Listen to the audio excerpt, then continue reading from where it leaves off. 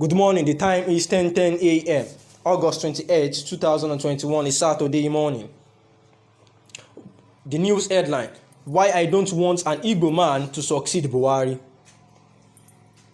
Dr. Mike Okonkwo, the presiding bishop of the Redeemed Evangelical Mission, TREM, is one cleric who really dabbles into political matters in the country, but who does not mince words when he chooses to. 2 days ago, he was his usual self when he spoke with select journalists, including the Guardian's Onyedika Agbedu, at the TREM headquarters in Lagos on the state of the affairs in the country.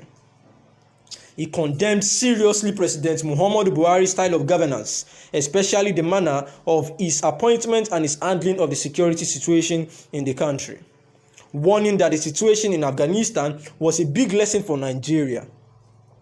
Okonkwo also lambasted the governors of the southeast states for losing the confidence of the people, condemned the indigenous people of Biafra for beating the drums of war in southeast, and stated why he does not want an Igbo man to succeed Buhari in 2023. He also spoke on the qualities Nigeria must look for in people that will present themselves for the number one position before making their choice. The talking point in the country now is the level of insecurity. You are renowned as someone who doesn't mince words anytime you hold an opinion, you voice it out. What is your take on the state of the nation right now, vis-a-vis the security challenges bedeviling the country? He was asked. He responds, well, it is only somebody who is blind or dishonest that will say that he is satisfied with how the country is now. For me, I think the nation is going through a period of gestation. Something new has to be born. We have gone round this mountain long enough and it is not working. To be honest, something is fundamentally wrong in the way we have operated since our independence in 1960. We should be doing better than we are doing now. In fact, at times, you feel ashamed to call yourself a Nigerian. Few years ago, we said Ghana must go, but today Ghana is far ahead of us in their national development. Our educational system is run down, security is run down, and the economy is run down. Everything is leveled to the ground. Everyone is ground zero. So definitely, no one will say that he or she is satisfied with the situation in the country. I mean, people are afraid that they cannot travel. You cannot confidently go to your village. The security has gotten so bad that they can even invade our armory and carry arms and nothing will happen. Then where do we turn to? The most recent was the invasion of the Nigeria Defense Academy (NDA) in Kaduna by bandits. If these people could walk into the NDA and kill people and escape, then where do we stand? Kaduna happens to be a very stronghold in terms of military presence, and these things are happening there. So there is no more hiding place for people, and we should seriously look into it as a nation. He was also asked that what are these beatings that gave rise to these agitations? He said, let me give you an example. People are complaining of insecurity. If you are complaining of insecurity and security apparatus is in the hands of a group of people, the only way I can convince you that I am sincere and serious about what I am doing is to balance it, standardize it, get people from different parts of the nation to handle different areas so that there will be no suspicion. He was also asked that what are your thoughts on the situations in the southeast where there seems to be two governing authorities, the state government on one side and the IPOB on the other side, as evidenced in the recent sit-at-homes ordered by the IPOB, which was obeyed by residents despite a counter-directive by the state governors. He said, let me first say that the reason most people sit at home is not that they necessarily want to obey the IPOB. It is simply because they are afraid as IPOB will threaten them. They will tell you that if you do this, they will kill you or burn down your home. Who wants to be the scapegoat? So I would rather stay at home. I don't want trouble. I am not a strong advocate of IPOB for one singular reason. One person cannot be the final authority in a thing. No other person can make any suggestion. If you make any suggestion, you are under fire, no matter how good your suggestion is. That is wrong. It is almost becoming a dictatorial issue. So it's difficult to accept that one person cannot be the only custodian of an idea. And a lot of them who are jumping up and down, they don't see the Nigeria-Biafra war. They never saw it.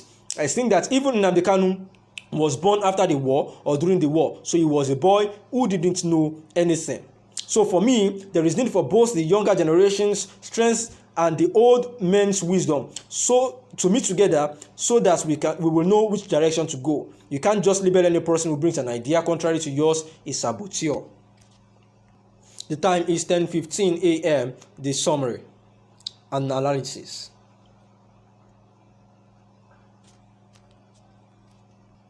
Dr. Mike Okonkwo is actually the presiding bishop of the Redeemed Evangelical Mission TREM, and one of the really spiritual persons that interferes or misses words when it comes to political affairs and issues.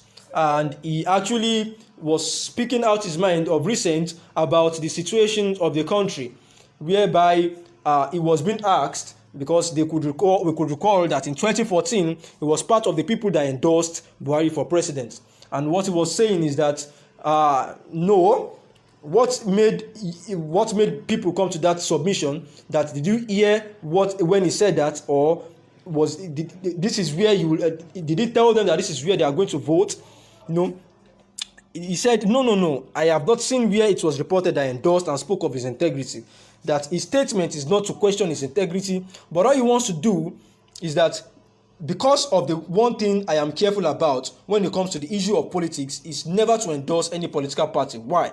He said in the church, people have different political leanings. So for him as a Christian leader to get on his pulpit and begin to tell people this is the person you will vote for, he will be operating in error. He said, my part is to teach you the scriptures, and based on the scriptures, you will now follow the scriptural standard to know what direction you should go, and not to sit up and endorse any person. The best of men is still a man, so I am careful never to do that, he once said. He said, and also he was asked that at the time, Khan actually came out to endorse Jonathan, and he was part of the people that kicked against that decision. He said, and he was asked. So he replied and he said, how did you arrive at that conclusion? He wants to know as well too. He said, without your asking me a question, I have already laid down a lot of things that are wrong in this country. He said, in fact, at times I ask myself a really touching reality. I mean, there is no human being, no matter how terrible you are, that the country will be the way it is now, and you will not be concerned. He said, so sometimes I have had to ask myself, what type of legacy does he want to leave, and what would he like to be remembered for? So he said the foreign exchange is going down, insecurity is also going down, and many other things. What we are seeing is the opposite. That is why we wonder that why is it so difficult to tweak the security apparatus despite the insecurity in the country. He said, so obviously he's not happy, and that is why you hear some things that the people in the government are saying, and you will just conclude that they are not serious. Funny enough, some of them cannot go to their own villages, and yet they don't see anything wrong. You don't see them complaining, and he doesn't understanding. He was also talking about the vice president assignment is to do what his principal says, and nobody should really accuse him of being irrelevant. He said, let us be real and not fool ourselves. I have respect for the vice president any day, irrespective of what they are banding in the newspapers. I know that he's a spirit-filled person, a born-again believer, and his primary constituency is the church. And at the end of the day, when he finishes serving in the government, he will still return to the church. He said, you hear people saying resign, resign, resign, and you think resigning is easy. Let's be sincere. The thing is that is so sad about our country is that we have a group of people who are not sincere in dealing with the issues and putting themselves in the other side of the cheek. And he says that what he actually told the interviewers that we need somebody who has Nigeria as his constituency and not as a tribe. It is not your religion. Such a person, because he wants to leave a legacy, will look for the best of the best from anywhere and give them responsibilities. Some people got upset with me at the time when I said I don't care whether the person is a Christian or not. They asked why I should say I actually said that being a Christian president or as a Christian pastor. I told them that I will not say so because there is no guarantee that because somebody is a Christian or is an Igbo person, is going to deliver the dividends. I want somebody who can deliver to Nigerians the dividends of democracy. Do you think that there would be agitations if we have such persons?